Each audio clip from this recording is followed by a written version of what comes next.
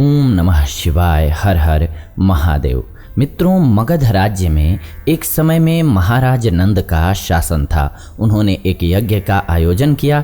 इस यज्ञ में चाणक्य भी पहुंचे और दरबार के एक आसन पर जाकर के बैठ गए। उन्हें आसन पर बैठा देखकर महाराज नंद ने उनका अपमान किया और वहां से बाहर जाने को कहा। इस पर चाणक्य ने कहा कि मनुष्य अपने गुणों से ऊपर होता है, ऊंचे आसन पर बैठने से नहीं। हालांकि चाणक्य को महाराज की बात इतनी बुरी लगी कि उन्होंने अपनी नीतियों के बल पर नंद को सत्ता से हटा करके न केवल अपमान का बदला लिया, बल्कि एक साधारण से बालक चंद्रगुप्त मौर्य को भारत का सम्राट बना डाला। अपने नीति शास्त्र यानी कि चाणक्य नीति में भी उन्होंने अपमान का जवाब देने और दुश्मन को आसानी से परास्त करने का तरीका बताया है। आइए जानते हैं वो कौन सा तरीका है जिससे आप अपने दुश्मन को आसानी से परास्त कर सकेंगे। चाणक्य कहते हैं, अनुलोमेन बलिनं प्रतिलोमेन दुर्जनम आत्मतुल्य बलं शत्रु विनयेन बलेन वा।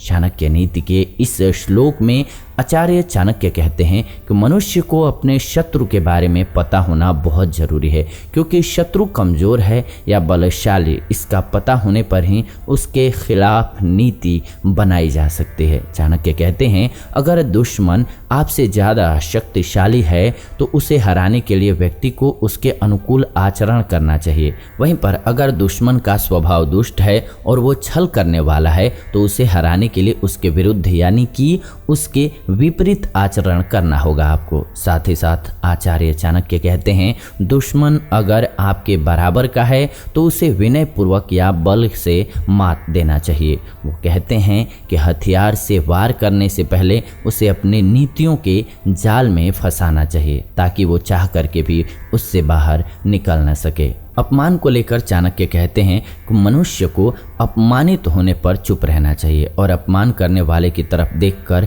मुस्कुरा देना चाहिए। वो बताते हैं कि मौन सबसे बड़ा हथियार होता है। मौन की स्थिति में सामने वाले को अपनी स्थिति के बारे में पता नहीं चल पाता है और ये बहुत ज़रूरी है किसी भी युद्ध को जीतने के लिए कि आप मेंटली रूप से प्रभाव छोड़ करके आए, कि वो कंफ्यूज्ड रहे कि आप क्या चाहते हैं उसे पता न चले। नंद महाराज द्वारा अपमानित होने पर भी चाणक्य उग्र नहीं हुए और मौन साध करके काम जारी रखा और नंद को गद्दी से बेदखल कर दिया और नंद साम्राज्य का ही अंत कर दिया। तो ये चाणक्य की नीति है कि कौन से दुश्मन से किस प्रकार से लड़ना चाहिए और अपमान हो रहा हो कहीं पर तो उस स्थिति में अगर आप उस व्यक्ति से या उस परिस्थिति में बलशाली नहीं हैं तो शांति के साथ सुन करके मुस्कुरा करके निकल लीजिए। उसके बाद अपने कार्य पर लग जाइए। मूल मंत्र यही है। तो उम्मीद करते हैं कि आपको वीडियो बेहद पसंद आई होगी। ऐसी ही और नई वीडियोज़ के लिए चैनल को सब्सक्राइब कर लीजिए, बेल नोटिफिकेशन को ऑन कर लीजिए ताकि नई वीडियो जब भी हम लाएं नोटिफिकेशन आपको सबसे पहले मिले। साथ ही साथ वीडियो को लाइक, शेयर और कमेंट कर दीजिए ताकि अन्य लोगों को वीडियो मिल सके। फिलहाल विदा लेते हैं आज की इस वीडियो से। जुड़ेंगे नई वीडियो में, तब तक आप सभी खुश रहें, स्वस्थ रहें, प्रेम से कमेंट में लिखें ओम नमः शिवाय। हर हर महादेव।